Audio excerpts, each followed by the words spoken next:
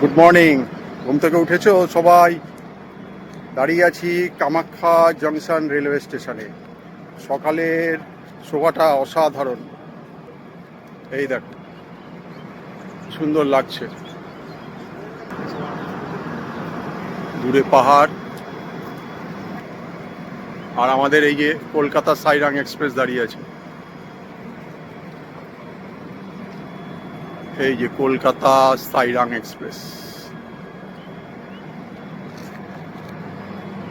সূর্য উঠবে কি উঠবে না জানি না, একটু দেখা আভা দেখা যাচ্ছে, দেখো।